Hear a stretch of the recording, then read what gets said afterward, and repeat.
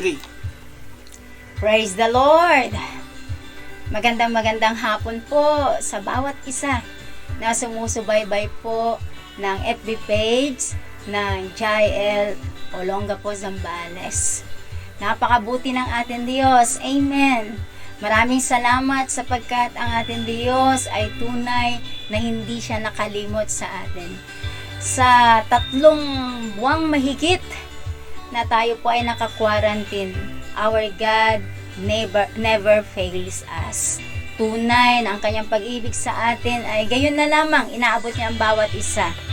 At isang pribileyo sa hapon na to ng inyong lingkod po ay tunay na makapagbahagi po ng salita ng Diyos. At kagalakan po ng aking puso na anuman po yung inilalagay ng Diyos ay atin pong maibahagi po sa inyo. Kaya po sa hapon na to, samahan nyo lang po ako sa isang maikling panalangin bago po tayo magsimula sa salita ng ating Panginoon. Manalangin lamang po tayo. Amen Diyos na sobrang napakabuti at napakatapat sa amin. Maraming salamat. Sapagkat sa kabila ng aming pinagdadaanan o Diyos na iba't ibang quarantine sa aming buhay, nandoon ka lagi o Diyos. Sa oras na to inaanyayahan ka namin, samahan mo po kami. Pangunahan mo po kami para sa pag-aaral ng iyong salita o Diyos. God, maraming salamat dahil alam po namin every 5 o'clock, O God, hinihintay mo po kami para kami sa buong Zambales sa God Olongapo magbulay, magsama Panginoon para magbulay na yung salita. Kaya po sa oras na to, maraming salamat. Ang iyong lingkod ay patuloy mong kasihan at ang iyong salita o Diyos ang siyang patuloy nga po God maibahagi ng lubusan o Diyos.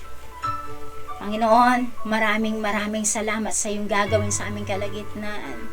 Pinupuri ka namin at sinasamba sa iyong kabutihan na to at sa pagtatagumpay mo sa aming mga buhay sa pangalan ni Jesus. Amen. Tunay, mga kapatid, napakabuti ng ating Diyos. Kaya po sa oras na to, nais ko pong makibasa po kayo sa akin sa isang bersikulo po sa Biblia. Ito po ay matatagpuan sa Romans chapter 8 verse 28. Ganito po ang kanyang sinasabi sa NIV version. And we know that in all things God works for the good of those who love Him, who had been called according to His purposes. Sa mabuting balita, alam natin na sa lahat ng bagay, ang ating Diyos ay gumagawang kasama ng mga nagmamahal sa Kanya, ang mga tinawag ayon sa Kanyang panukala at sa kanilang ikakabuti. Amen. Alam niyo mga kapatid, ang ating binasa isang talata sa Biblia na lagi pong nababanggit. Ito po ay isang palasak na talata kung saan yung mga nakakaranas ng pagsubok sa buhay, ito ay isang dakilang pangako para sa kanila. At mula po dito po sa Romans chapter 8 verse 28, nais ko pong magbahagi ng mensahe na pinamangatang The Benefits of Being in the Quarantine, or the benefits, benepisyo na ikaw ay nakaranas ng quarantine sa iyong buhay. Maraming quarantine ang naranasan po natin sa ating buhay at dumadaan po lahat po tayo doon. Lahat tayo, wala pong naging exempted. Lahat tayo ay nakaranas ng tunay na pagsubok na ito ng ating buhay. Walang naging handa, pero ang ating Diyos handa na dumamay sa mga panahong tulad nito. Alam po natin na yung pagdating po ng COVID ay hindi natin inaasahan. Pero meron Diyos. May Diyos tayong malalapitan. Kaya po, alam niyo po, noong, yan nga po, dumating yung COVID na yan, nagkaroon tayo ng mga quarantines. Alam niyo po, lahat ng tao, matanda, bata, may trabaho at wala. Makikita po natin, kahit yung mahirap, yung mayaman, pantay-pantay. Lahat naman po tayo ay nilikha ng ating Diyos na pantay-pantay. Kaya po, sa pangyayaring ito, itong pandemya po na ito, makikita po natin na wala mang pong isamang exempted po sa atin. Lahat po tayo ay tunay po na nakaranas ng quarantine na to. Kaya naman po, sa pagdating po ng pandemya po na yan, kahit na po na tayo naka-lockdown po, kahit hanggang ngayon, makikita po natin maraming nabalisa, maraming natakot. At habang tumatagal to, ramdam po natin yung gutom ng tao, yung hirap ng kalooban. Maraming tao na stress po na lubusan. Stressful sila kasi wala nang pagkukuhaan, wala nang trabaho. May iba talagang nawalan ng trabaho. At kung titignan po natin, kahit sa pinansyal, pero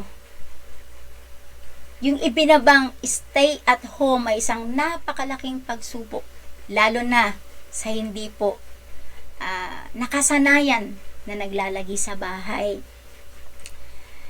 Ngunit makikita po natin kung gaano katapat ang ating Diyos sa mga tunay na kumikilala po sa Kanya. Bagamat nakakaranas ng takot, ng kabalisahan ang ating paligid, naniniwala po ako sa mga tunay na nakakakilala kay Kristo. Iba naman ang nararanasan po nila sa kanilang kaloob-looban. They know who God is. Kilala nila kung sino ang kanilang Diyos. Kung tunay lamang na tama ang pagtugon, wastong attitude, haharapin mo ang hamon ng quarantine na to, ng pandemya na to, dahil kasama natin ang Diyos, magtatagumpay po tayo. Sa ngayon po, maraming hindi nakakaunawa na ang quarantine, maraming benepisyo na naibibigay po niya.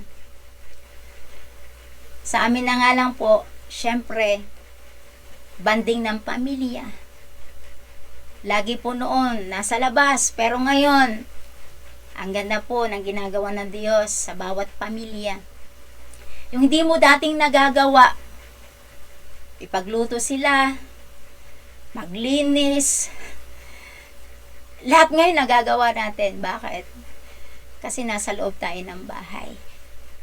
Hindi lamang physically, maging ang spiritual natin. Kakaiba ang ginawa ng ating Diyos sa mga nagdaang panahon. Almost 4 months na po na ganito. Pero nakikita natin, napakatapat, napakabuti ng ating Panginoon. Kaya nais ko po na mag-iwan po sa inyo ng 4 na P. 4 P's. Alam naman po natin yung mga nasa 4 P's, marami silang benepisyo. Pero, mas maraming benepisyo siyempre sa ating Panginoon. At, ang 4 po na to ay naniniwala po ako naranasan ng bawat isa. Yung unang P po, na benepisyo ng quarantine, yung pag-stay at home natin, naniniwala ako yung unang P is protection. Nakita po natin kung paano gumalaw ang ating Diyos to protect us, even our family, against COVID. Papasalamat tayo sa Panginoon sapagkat wala isa man sa atin, maging sa ating miyembro ng pamilya, di po ba, ang nasaling ng kaaway. Lahat tayo inalagaan, kinalinga, prinoteksyonan ng ating Diyos.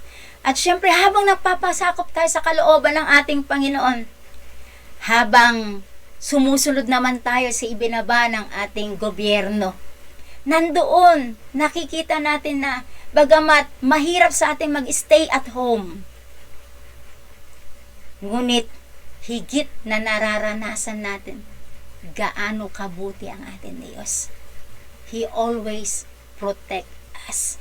Kikita po natin yung pagprotekta, pagkalinga, pagkupkup ng ating Diyos sa mga Israelita po. Noon, nandoon po sila, may 10 salot na nangyari. At mababasa po natin sa Exodus chapter 12, verse 13, na isang sign ng protection ng ating Diyos noon ay yung blood. Mababasa natin diyan sa Exodus 12 verse 13, sabi, "The Lord will be a sign for you on your houses where you are. And when I see the blood, I will pass over you. No destructive plague will touch you when I strike Egypt." Amen. Yung mga Israelita noon, kapag nasa loob lang sila ng bahay, in-apply nila ang blood ni Jesus. Sila ay prinoteksyonan ng ating Panginoon. Makikita rin po natin sa verse 23 ng Exodus chapter 12, ang sabi diyan, "And the Lord will not permit the destroyer to enter your house and strike you down." Glory to God. Kung titignan po natin, makapangyarihan ang dugo ng ating Panginoon. He is able to protect us.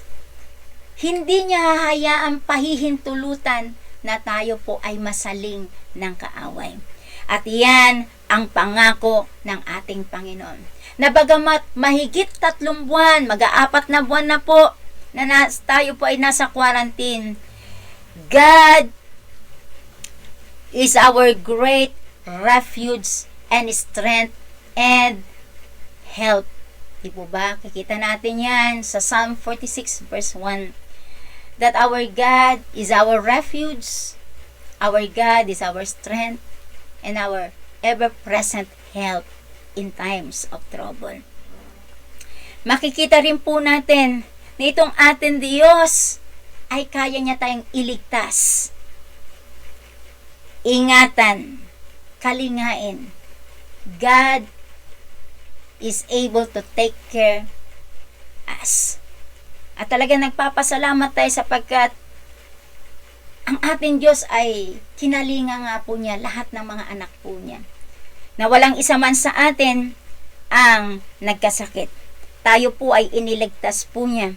Kaya maraming salamat sapagkat totoo ang sinabi niya sa Psalm 121 verse 8. Ano po sabi doon?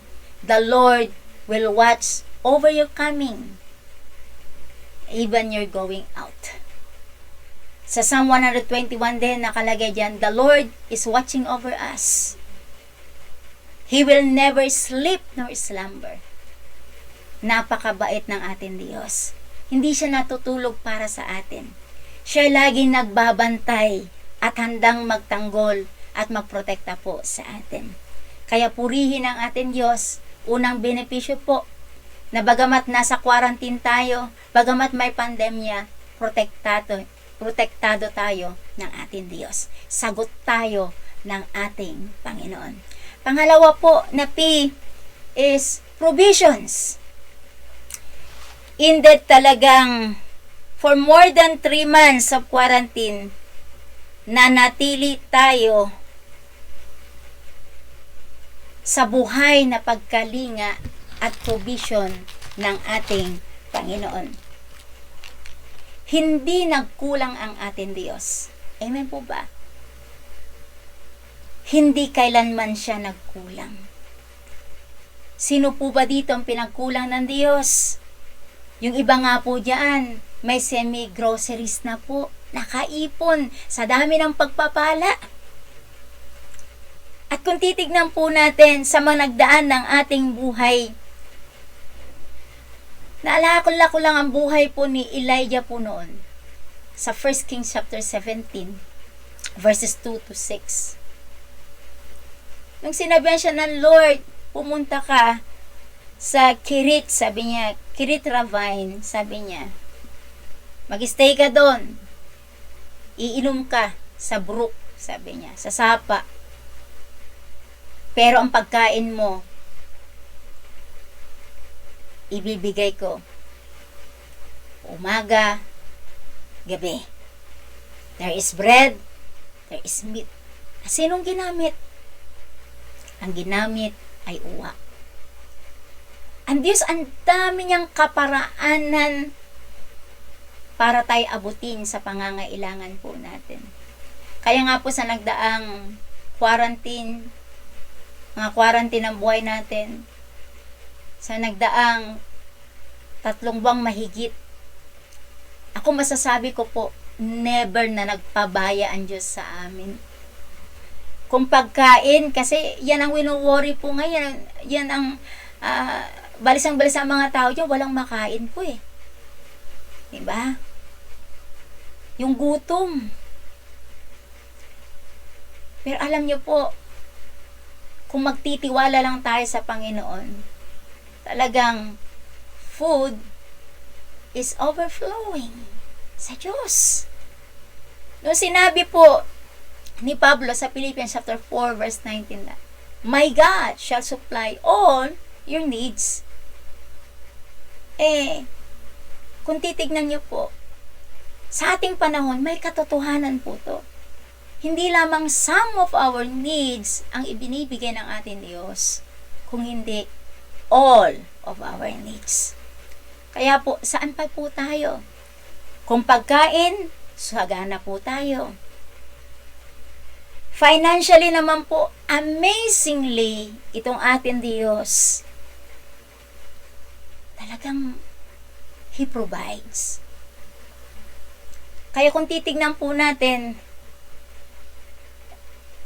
hindi nagbabago ang sinabi po niya noon na ako, ang Diyos, will never change. Sa Malakias chapter 1 verse 6.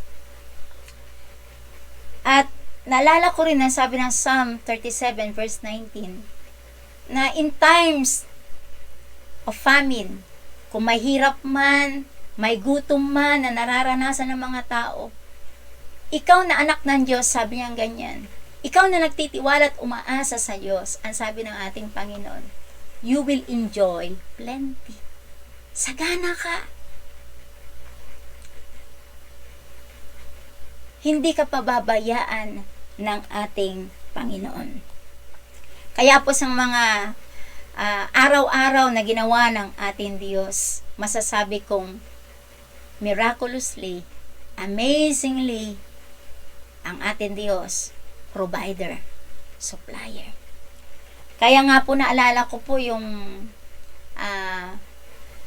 talata po sa John chapter 6, ang sinabi po ni Pedro sa verse 68. Sabi niya, saan nga ba ako pupunta? Ano tinatanong siya ng Diyos eh. Sabi ni Jesus, kayo rin ba alis na kayo? Pero ang sabi po ni Pedro, to whom shall I turn? Kanino kami pupunta? Sino nga aasahan namin? Sa ating panahon nga, sino pong tunay na aasahan natin? Sinong tunay na lalapitan natin? Sinong tunay na pagtitiwalaan natin na lubos? Tanging ang Diyos lang. Sapagkat nasa Kanya ang lahat. If the Lord is our shepherd, hindi ka pagkukulangin.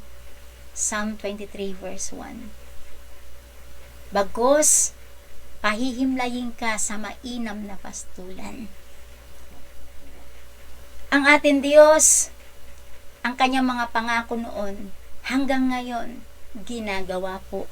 God is always working for the good of His people. Kaya tandaan po natin, sa tuwing tayo'y lalapit sa Diyos, aasa, mananalangin sa Kanya, laging binubuksan ng ating Diyos ang durungawan ng langit, ang bodega ng langit.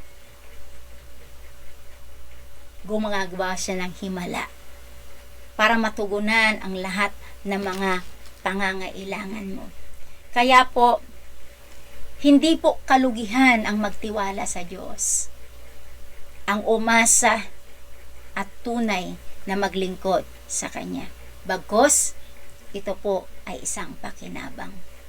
Pangatlo po na benepisyo, yung sinasabi nating power of God. Kapangyarihan ng ating Diyos. Sa nagdaang mga quarantine ng ating buhay at hanggang ngayon, sabi ko nga po, naka-quarantine pa rin tayo. God's power revealed. Tunay na mamamalas po natin, nakikita natin kung gaano makapangyarihan ang ating Diyos. Ang kanyang kapangyarihan, He proves that He is able and more than able para po ibigay niya, isupply niya, gawin niya yung kanyang mga pangako sa ating mga buhay. Ang ating Diyos, araw-araw, He is doing great and mighty things sa ating mga buhay. Kailangan lamang pong kilalanin natin, i-recognize natin that He is at work. He is behind the scene. He is under control of everything, every situation, circumstances in our lives. Na kahit naka-quarantine tayo, hindi naka-quarantine ang kanyang kapangyarihan. Kaya niyang gawin ang lahat ng bagay. Bakit po? Sapagkat walang imposible sa Kanya. There is nothing impossible with Him. Luke chapter 1 verse 37. Kaya po, tatandaan po natin, sa tao, maraming imposible. Pero sa Diyos, everything is possible.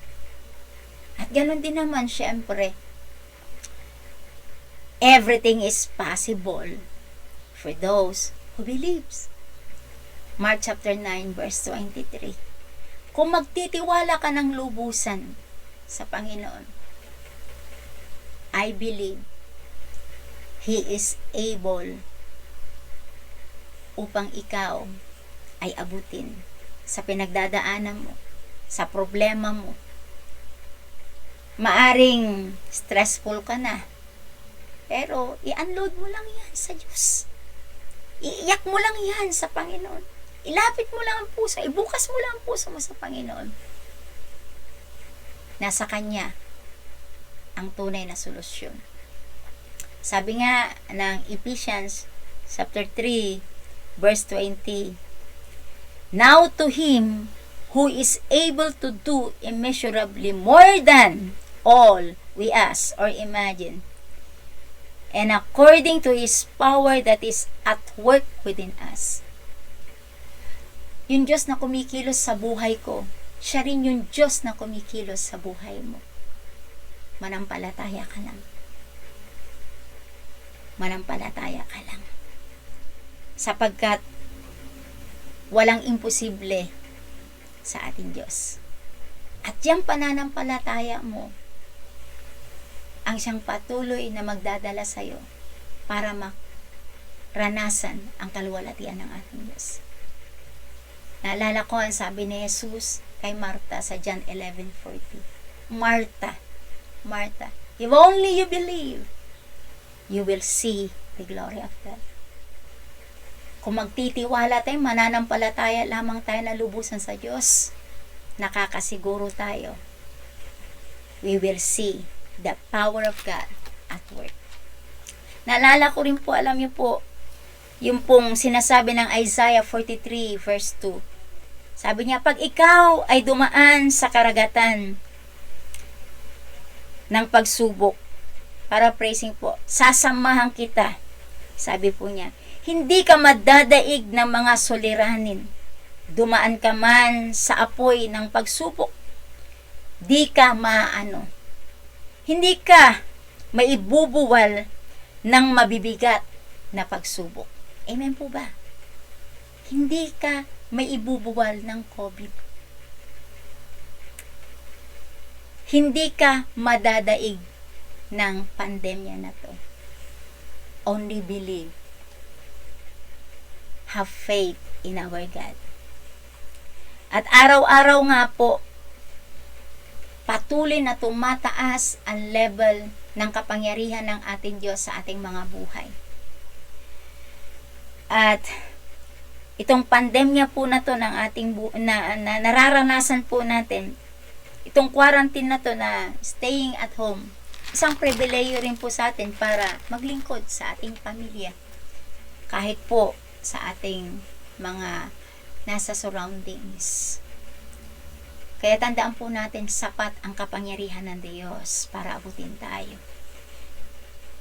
Last po, letter P, last, perseverance. Katatagan. Madami na pong sumubok sa ating katatagan. Tama po ba? Ng ating pananampalataya. Marami nang sumubok sa ating paglilingkod.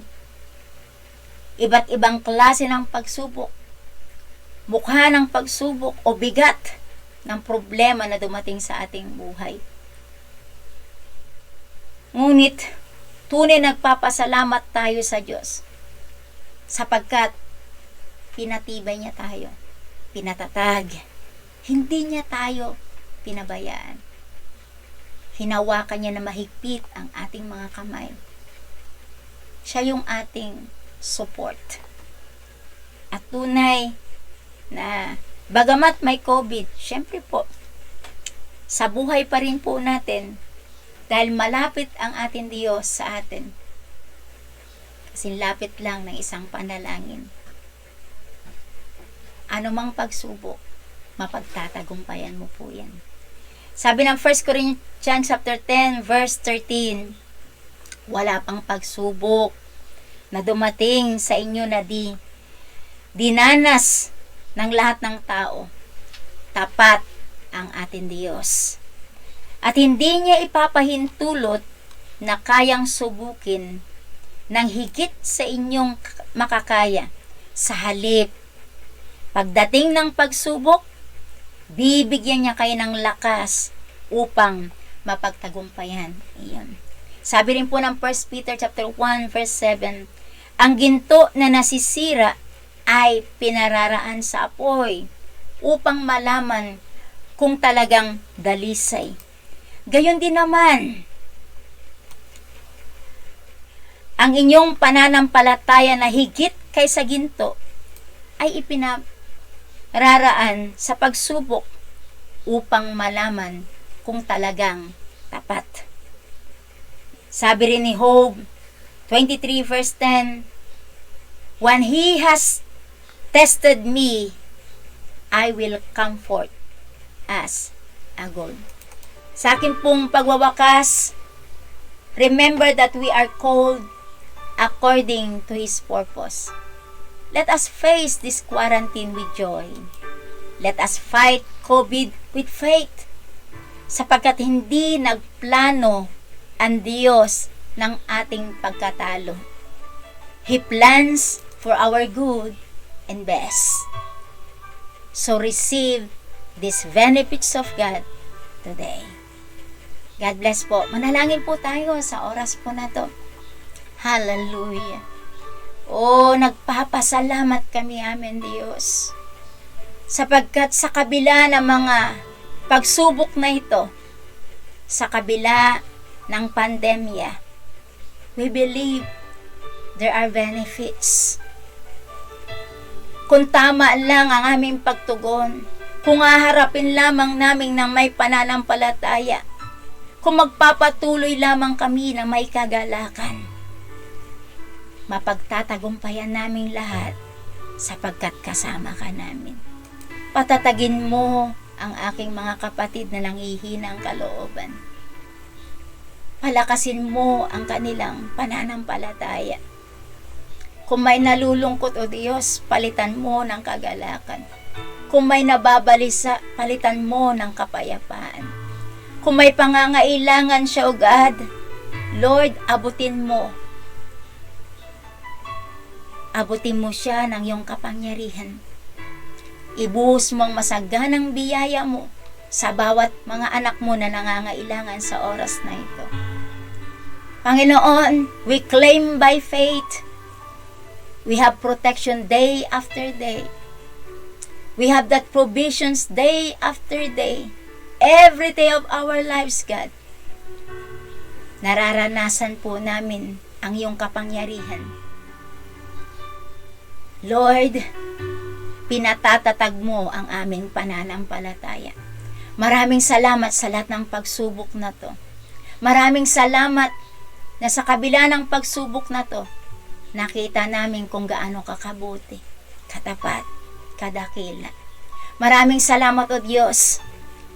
Patuloy nga po, Panginoon, pagpalain mo ang bawat isa, O Diyos, na nakapanood ng mensahe po na to. Ibuhos mo sa kanilang puso, O God, ang kagalakang magpatuloy at gawin ang iyong kalooban. Sapagkat you works in all things, O God. You works for our good because we are called according to your purpose. Maraming salamat, O God. Ikaw lamang, Panginoon, ang umani ng pinakamataas na papuri, pagsamba, kaluwalhatian sa iyong kadakilaan na ibinibigay po sa amin, Panginoon, ang iyong katapatan, O Diyos. Maraming salamat sa tanging pangalan ni Jesus. Lahat po tayo magsabi ng Amen. Huwag ka magkakamot. Ay, nakarecord ka sa yung kamot? Ha?